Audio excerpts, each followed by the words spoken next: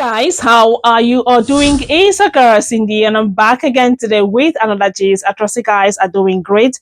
Thank you so much for clicking to watch this video. So I was just going through TikTok this morning. This video just popped out, and the caption, as usual, caught my attention. It says the racial wealth gap, and I was like, wow, we've not talked about this here. So I began to watch this video. She says that the white people in the United States have 10 times the wealth of black people. She actually said a lot in this video, which we are going to see. Now, because I saw her video, the TikTok algorithm brought out other videos that talked about the racial wealth gap now between white people and black people. And of course, I have put those videos together. Let's just hear what they're going to say.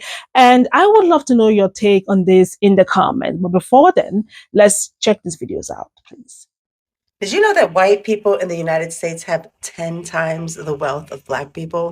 Black people have been locked out of opportunities to build wealth in the United States. Now, a lot of people think this is because black people have not had access to home ownership. However, this is not true. Black people have long had access to home ownership, yet the racial wealth gap has only increased. The rates of black home ownership in the United States doubled between 1940 and 1970. Black people even had access to federally subsidized mortgages in the aftermath of the Second World War. Despite increasing numbers of black homeowners, the racial wealth gap has only increased. Why is this the case? The reason for this is that as black people have moved into and bought homes in neighborhoods, white people have left these neighborhoods, and then the city, state, and federal governments have stopped investing in these neighborhoods in ways that would allow them to flourish. Whereas white neighborhoods receive great schools and good amenities, black neighborhoods have primarily received investments in the form of policing and prisons. The decision to send police officers to black communities instead of investing in schools, community centers, drug treatment, and violence prevention means that home values in those neighborhoods have stagnated. Since homes in black neighborhoods have not increased in value as rapidly as homes in white neighborhoods, homeownership for black people has not helped to close the wealth gap. The solution to the racial wealth gap lies not solely in increasing access to homeownership for black people, but in investing in black communities in ways that allow these communities to flourish. Did you know it would take a black household roughly about 200 years to catch up to the average median income of a white household? What am I talking about? The racial wealth gap.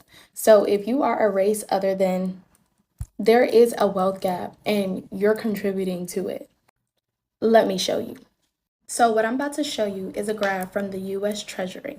Go ahead and pause so you can take a real good look. As you can see, the blue line is the white household.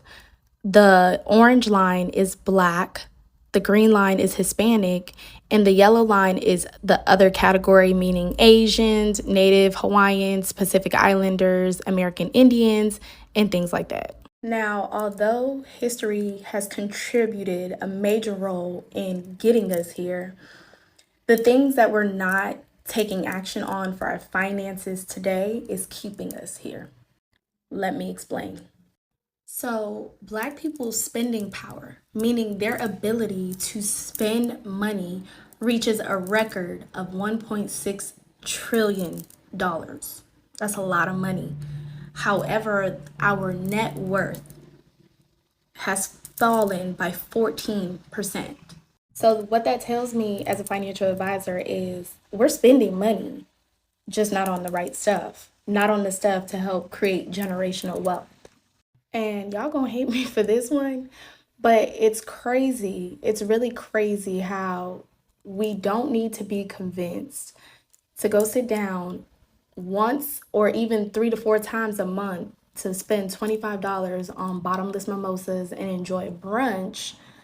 But we need to be convinced to build an emergency fund. We need to be convinced to get life insurance. We need to be convinced to invest our money to make more money. The opportunities that we have now is completely different than our grandparents and our parents. So we're contributing to the wealth gap. Because you can have all the financial knowledge in the world, but if you're not taking action, we're really not doing nothing. We're not moving nothing. And honestly, we won't be in the 1% if we don't get our stuff together. So we have to stop spending our money to look rich and really invest our money to be rich. White people in the United States have, on average, 8 times the wealth of Black people. Inequality in home equity accounts for most of the racial wealth gap. White people have more wealth because they're more likely to own homes, and their homes are more likely to be higher value. Less than half of Black people in the U.S. own the home where they live, as compared to 3/4 of white people. Can we reduce the racial wealth gap by promoting Black home ownership?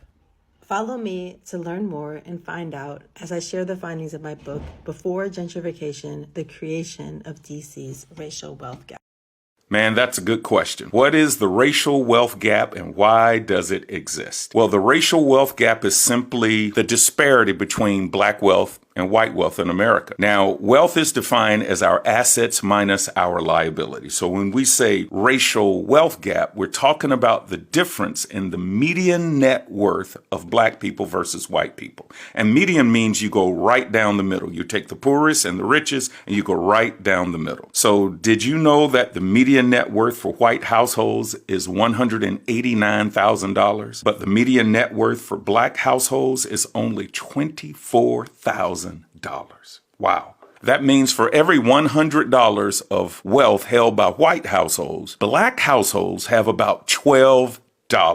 Now, what's worse is the wealth gap has been widening over the last 30 years. So why does it exist in the first place? For 246 years, the United States government would not allow Black people to earn money or own businesses, which meant we couldn't build wealth. We couldn't buy property. Heck, we were the property. We were totally shut out of any wealth building opportunities, unlike other ethnic groups. So we're the only ethnic group that came to America enslaved. Talking about coming to America, we had no rights. Other races came here for religious freedom or political freedom or financial freedom, but we came here to be part of an economic system, but it was called chattel slavery. So that's the first reason, 246 years of enslavement. Secondly, for almost 100 years after slavery, Black people were legally discriminated against in every facet of the American economy. So guys, I just felt I should bring these videos here so we all can talk about the racial wealth gap between Black people and white people. Now, obviously, we have not, talked about this on this channel before. I just want to know your take in the comment. What do you have to say about this? Now, this is, making sense to me because when we, talk about Black people going for mortgage loans, I read that Black people or Black applicants were 1.8 times more likely to be denied for a mortgage than white applicants. So this is not a made up story or something. We know this, okay, but I just want us to throw more light on this. Perhaps a lot of people are gonna learn one or two from your comments.